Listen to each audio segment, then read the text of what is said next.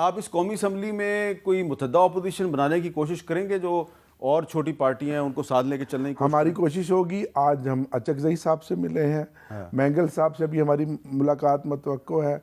अभी मैंगल साहब के साथ एक मुलाकात तो हो चुकी है ना असद कैसर जी साहब जी, की? अभी एक प्रोग्राम अभी मुलाकात आपके प्रोग्राम का फजल रहमान साहब के पास जा रहे हैं कि हम सब लोग बैठें, और जो पंच लाइन है वो ये है कि जो 8 फरवरी का रिज़ल्ट है, जो मैंडेट चुराया गया, पहले उसकी तहकीकात साफ शफाफ कराई जाए, और जो मैंडेट जिस पार्टी का भी चोरी किया गया उसको वापस किया जाए। उसके बाद तो फिर हम आगे आप को यकीन है कि मौलाना फजलुर रहमान साहब आपके साथ चलेंगे? देखिए सर, अभी तो बेसिक जो चीज़ें हैं उनके ऊपर तो वो उनकी और हमारी यकसुई है। हाँ। उनको भी ये लग रहा है कि ये जो असेंबली है ये एक तमाशा है, अवाम को बेवकूफ़ बनाया गया और अवाम के अरबों रुपए खर्च किए गए हैं। अगर इन्हीं को मुसल्लत करना था फिर इस तरह का इलेक्शन करवाने की ज़रूरत ही नहीं थी, फिर जिस तरह काम चल रहा था चलाते रहते। अच्छा, जो आज शोर शराबा हुआ, कुछ लोग कह रहे हैं जी शोर शराबे का मुकाबला था, ये मुकाबला किसने जीता है? नहीं सर, शोर शराबा तो देखें, हमारी तरफ जज्बात थे, जुनून था, वो उधर सारे मुर्दा घोड़े थे, उनके चेहरे आप तस्वीरें देखें, मुंह लटके हुए थे और खौफ था। एक तो उनको पता है कि हम हज़ारों वोटों से हार के फिर हमें फॉर्म 47 के ज़रिए जितवाया गया, और दूसरा कोई बंदे में एक जिसको कहते हैं ना कोई शर्म और हया होती है, किस मुंह से वो बैठेंगे? आपको तो मियाँ नवाज शरीफ साहब खुद यास्मीन राशिद साहिबा से हार चुके हैं, खुद वो हारे हुए हैं, और मानसेरा से भी हार गए हैं।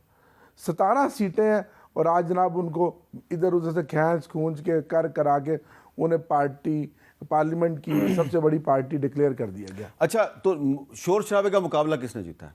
सर नहीं, हमने तो बड़ा असूली मौक़िफ़ था हमारा, कोई हमारा मुकाबला शोर शराबा का नहीं। हमने एक एहतजाज किया, और एहतजाज वो जो आप तस्वीरें लेके गए अपनी पार्टी के बानी चेयरमैन की, तो ये क्या रोज लेके जाएगा? सर वो तो हम इसी तरह का एहतजाज जारी रखें। देखें ना, हमें तो वोट उसी पार्टी के उस इमरान खान के आदि नंबर 804 का मिला। अब मैंने 1,48,000 वोट लिया, ये वोट इमरान खान को लोगों ने दिया।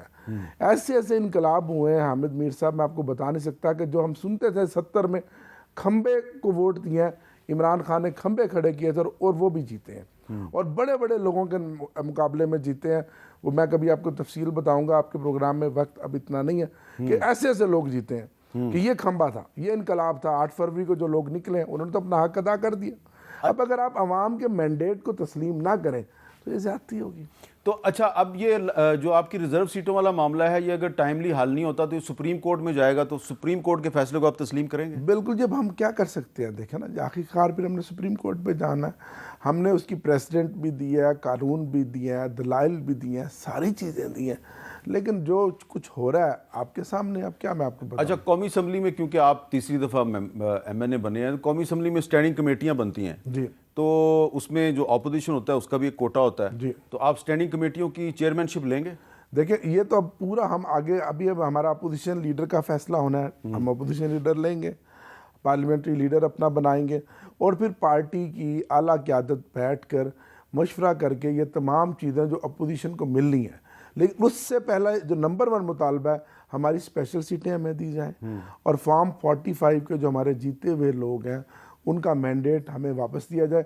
फिर हम आगे बैठने के लिए तैयार हैं, और हम इस मुल्क के लिए, अगर वो आपको फॉर्म 45 पे जो आपका मैंडेट है, जो आप कह रहे हैं कि आप जीते हुए नहीं मिलता, फिर आप स्टैंडिंग कमेटी में, पब्लिक अकाउंट्स कमेटी में नहीं बैठेंगे? सर नहीं, ये फैसला अभी कबल वक्त है, ये फैसला जब टाइम आएगा तो उसके मुताबिक पब्लिक अकाउंट्स कमेटी का चेयरमैन तो अपोजिशन से होता है। यकीनन अपोजिशन से ही होता है। मैं चीफ विप था, मैंने खुद इलेक्शन कंडक्ट करा के शहबाज शरीफ साहब को बनवाया, फिर राना तनवीर साहब को बनवाया। ये अपोजिशन का हक है, हम अपना हक सारा लेंगे, हम कोई हक नहीं छोड़ेंगे, और इस असम्बली में हम एक भरपूर अपोजिशन का किरदार अदा करेंगे। और वो वक्त दूर नहीं कि इसी असम्बली में आप देखेंगे कि इमरान खान वज़ीर आज़म आएगा, इसी असम्बली में, क्योंकि हमारे 180 सीटें हैं। अगर बल्ला ना लेते तो 250 सीटें होती हैं। उसके लिए ज़रूरी है कि पहले इमरान खान साहब जो हैं वो जेल से बाहर आएँ।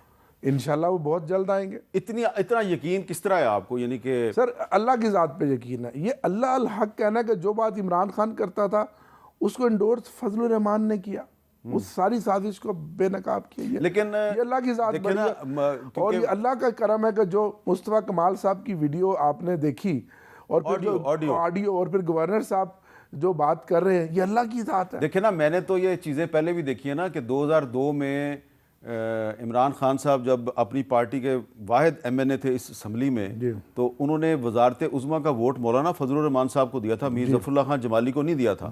तो फिर बीच में कोई 10-15 साल ऐसे आए कि वो एक दूसरे के मुखालिफ हो गए। तो ये कोई पहली दफ़ा मैं नहीं देख रहा कि मौलाना फजलुर रहमान और इमरान खान एक दूसरे के करीब आ गए, ये पहले भी हो चुका है। बिल्कुल जी, कुछ हालात ऐसे बन जाते हैं सियासत में कि जिसमें आपको आप करीब आ जाते हैं, लेकिन हम अपने प्रिंसिपल्स पर कायम हैं, हम अपने मौक़िफ़ पर कायम हैं। मौलाना साहब का और हमारा क्योंकि दुख एक जैसा है, तो इसलिए हम जिसको कहते हैं कि पार्लियामान के अंदर भी एक रोज़ आपको एक अपनी हिकमत अमली बनानी होती है, और ओवरऑल भी जो हालात बने हैं, तो उसमें अगर हम PTI एक सियासी पार्टी है और सियासी पार्टी के तौर पर अगर आगे बढ़ेगी, तो ज़रूरी है कि उसको उन बाकी पॉलिटिकल पार्टियों से अंगेज होना है और होना चाहिए। मैं इसके हक़ में हूँ। अच्छा, और पीपल्स पार्टी और MQM जो अभी लगता ये है कि शहबाज शरीफ साहब की इत्तेहादी होंगी, और दोनों में इस वक्त हमें कुछ कशीदगी नज़र आ रही है, इन दोनों में से कोई एक टूटेगी तो आप उसके साथ राब्ता मुझे आज MQM बहुत डाउन नज़र आई है। अच्छा, बहुत डाउन नज़र आई है। वो हल्फ तो ऐसे जैसे एक बंदे को मजबूरन नहीं लेकर आ जाते। मेरे उनमें दोस्त भी हैं, कुछ मेरे पुराने कुलीग भी हैं, लेकिन ओवरऑल जो मैं उनकी बॉडी लैंग्वेज आज जो चेक किया वो बहुत डाउन थे। वो जैसे कि ज़बरदस्ती ने बंदे को बैठा दिया जाता। तो आप देखेंगे इस तरह का ज़बरदस्ती इत्तेहाद कभी तोड़ नहीं चढ़ता। तो MQM के साथ कभी आपको लगता है कि कभी आपका राब्ता दोबारा हो जाएगा? देखिए, सियासत में सारी चीज़ें मुमकिन है, क्यों नहीं हो सकता। अब MQM हमारी इत्तेहादी रही है, लेकिन आपको मज़े की बात बताऊं, MQM को जो 22 सीटें दी गई हैं, हर सीट पे MQM तीसरे नंबर पे है, और हमारा उम्मीदवार 70 से 80 हज़ार वोटों से जीता हुआ है। चलें, अब आपके इस बयान के बाद तो फिर MQM आपकी तरफ नहीं आएगी। नहीं, मैं तो हकीकत की बात कर रहा हूँ ना, ये उनको भी पता होगा, मैं तो हकीकत की बात कर रहा हूँ। अच्छा, ये तो हकाइक है। अच्छा, ये जो कराची के किसी भी जगह से बच्चे से पूछ लेंगे आपने वोट किसको डाला। बताएं कि आपको बहुत से लोग हमें कहते हैं जी हमें फ़ोन कॉल आई और फिर ये कहा गया, तो फ़ोन कॉलें इनको नहीं आ रही? जो अभी तक आपके साथ 92 लोग खड़े हैं, इनको नहीं आ रही फ़ोन? देखें, प्रेशर तो सब पर होता है, और है सबसे बढ़कर ये प्रेशर होता है कि एक बंदा आज़ाद जीता हो और उसको नज़र आ रहा हो कि यह हुकूमत बनने जा रही है। हमारे मेजॉरिटी पंजाब की है, क्योंकि पंजाब ही बैटल फील्ड है, और सूबे में भी जैसे मरियम साहिबा की हुकूमत बना दी गई है, उसके बावजूद लोग नज़रिए पे कायम हैं, अपनी इस्तेकामत पे कायम है, इमरान खान के साथ डट कर खड़े हैं। मैं उनको खराज तहसीन पेश कर। अच्छा, मैंने आपको आखिर में ना एक बड़ी दिलचस्प चीज़ बतानी है कि अभी कुछ दिन पहले जब तहरीक इंसाफ का एक वफ़द जो है वो BNP के सरबराह अख्तर मैंगल साहब के पास गया पार्लियामेंट लॉजेस में, तो वहाँ पे जब असद कैसर साहब और अख्तर मैंगल साहब मीडिया से बात करने लगे, तो वहाँ पे पुलिस आ गई और पुलिस ने कहा जी कि ये आप मीडिया के साथ यहाँ पे गुफ्तगू नहीं कर सकते, प्रेस टॉक नहीं कर सकते।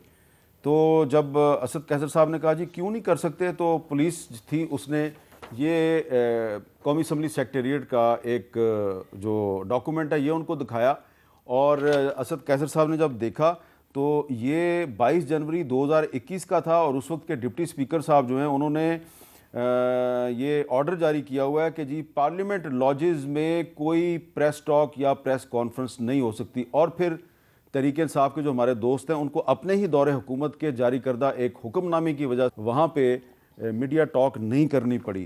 तो डोगर साहब, आप जब अब अपने बाकी सियासी जमातों के सरबराहान के पास जाएंगे तो वो आपको इस तरह की बातें तो बताएंगे, तो मेरा ख्याल है माजी की गलतियों से सबक भी सीखना चाहिए। जी बिल्कुल है ना। मैं समझता हूँ पार्लियामेंट लॉजेस एक पार्लियामेंटेरियन की रिहाइश है, वहाँ सियासत होती है, तो पार्टियाँ मिलती हैं, वफूद मिलते हैं, तो वहाँ एक जगह ज़रूर ऐसी होनी चाहिए कि जहाँ मीडिया टॉक होनी चाहिए, और हमारे सहाफ़ी भाई जो आते हैं उनको भी वहाँ फैसिलिटेट करना चाहिए। ठीक है।